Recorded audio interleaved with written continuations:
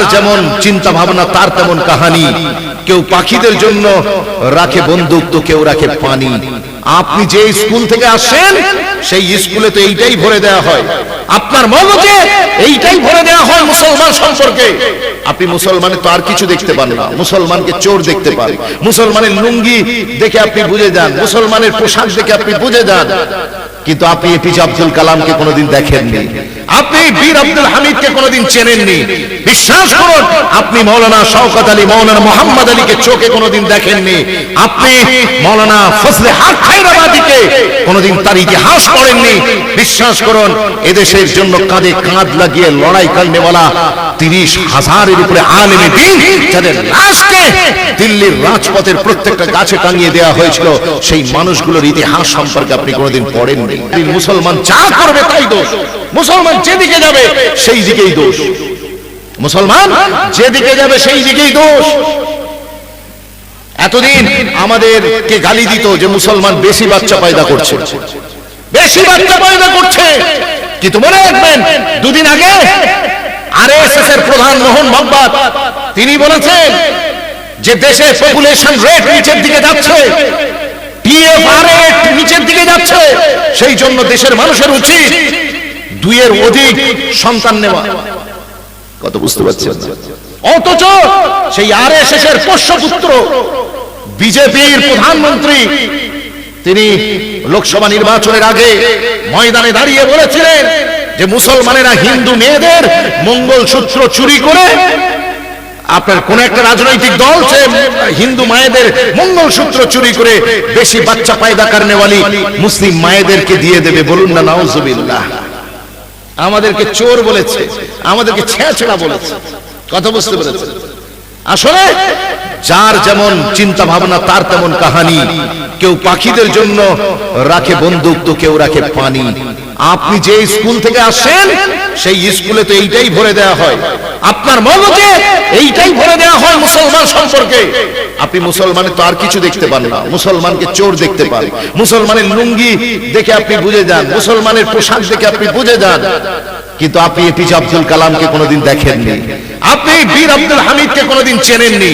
বিশ্বাস করুন, আপনি মৌলানা শওকত আলী, মৌলানা মোহাম্মদ আলীকে চোখে কোনোদিন দেখেননি, আপনি মৌলানা ফজলে হক খায়রাবাদীকে কোনোদিন তার ইতিহাস পড়েননি।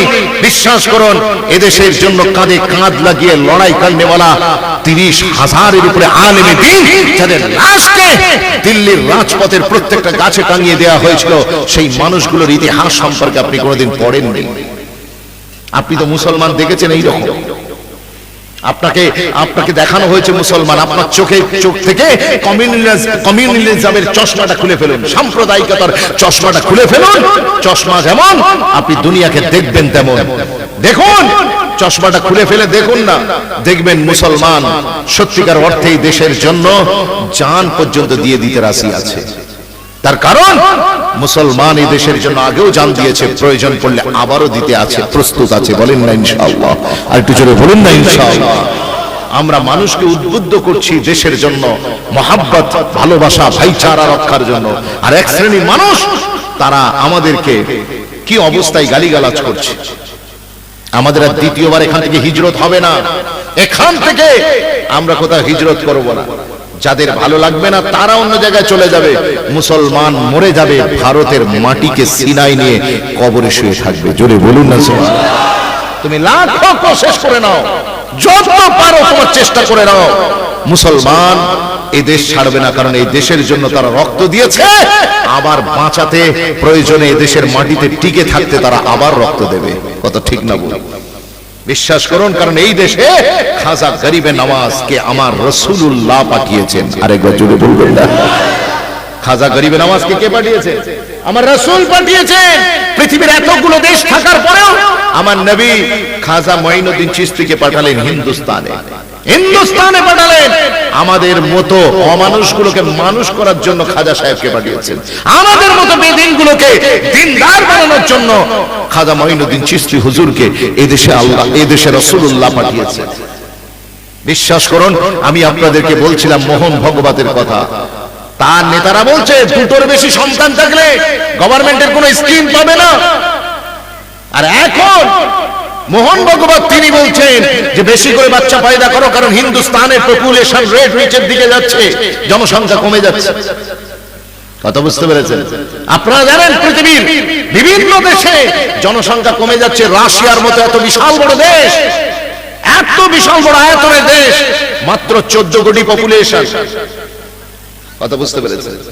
ইতালি এত বড় দেশ, কিন্তু মনে রাখবেন সেখানে জনসংখ্যা কমছে। ওখানে গত 3 মাসে একটাও কোনো নবজাতকের জন্ম হয়নি। সারা পৃথিবীব্যাপী জনসংখ্যা কমছে। অন্যান্য কমিউনিটির ভিতরে ইহুদিরা এত অত্যাচার আমাদের উপরে করেছে, এত অত্যাচার নির্যাতন করেছে, কিন্তু মনে রাখবেন নিজেদের দলের লোক তো বাড়াতে পারেননি, আবার নিজেদের জনসংখ্যা নিজেদের মাধ্যমেও বাড়েনি। টোটাল পৃথিবীতে ইহুদির সংখ্যা মাত্র 1 কোটি।